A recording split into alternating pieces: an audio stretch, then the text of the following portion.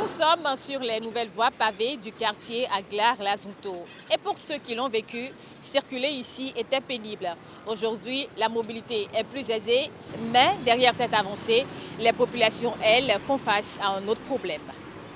Installé à proximité des habitations, ce point de collecte de la Société de gestion des déchets et de la salubrité est aujourd'hui perçu comme une source de nuisance par les riverains.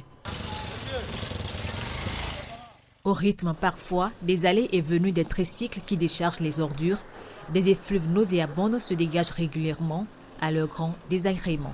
L'odeur dérange beaucoup. Si tu es à la maison et si tu sens l'odeur là, tu ne peux pas respirer. Sous l'effet de la chaleur, les déchets dégagent trop d'odeur. Chaque jour, les habitants doivent compter avec cette odeur. Impossible de manger, de vendre, de vivre convenablement. À bout, ils se sont rapprochés du chef quartier pour s'en plaindre. Tous les jours, les gens se plaignent, ils viennent déposer les plaintes chez nous ici.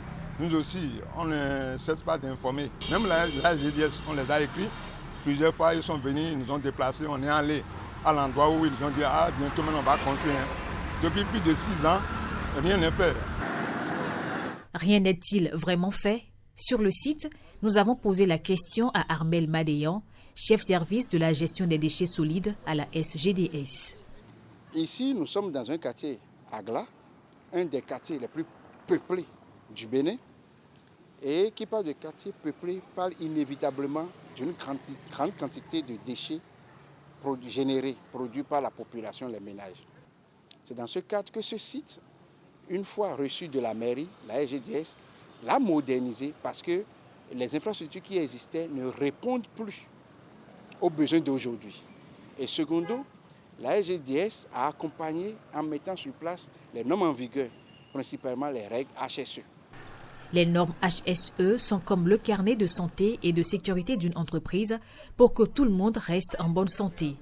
H comme hygiène, S comme sécurité et E comme environnement. La SGDS a intégré une unité de tri qui permet désormais de trier nos déchets, de ne plus les envoyer en vrac, en l'état, au centre d'enfouissement pour traitement. Nous surprenons Marie avec son sac de jute.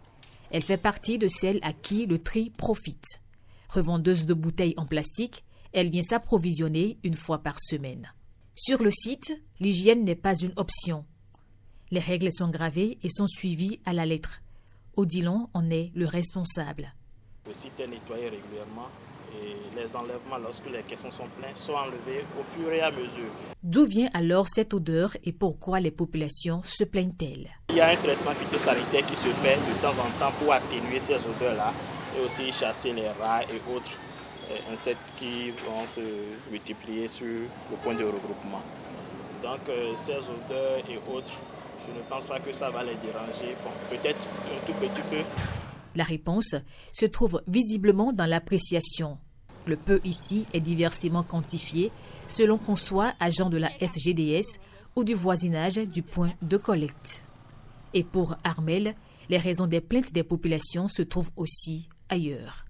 C'est un site aujourd'hui où l'urbanisation a rattrapé de plus belle. Chaque jour, aujourd'hui, il n'y avait pas la voie pavée. Nous avons la voie pavée aujourd'hui, ainsi de suite. Donc la population a rattrapé ce site aujourd'hui.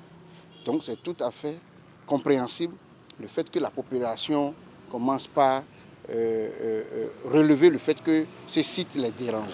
Le Conseil des ministres saisi a déjà acté la construction d'un nouveau site. Les travaux vont démarrer cette année. Nous voulons inviter la population à comprendre que nous ne ménagerons aucun effort pour continuer par moderniser, par assainir ce site. Entre les plaintes des populations et les dispositions annoncées par la SGDS, les habitants du quartier Aglar-Lazunto attendent désormais des actions concrètes sur le terrain.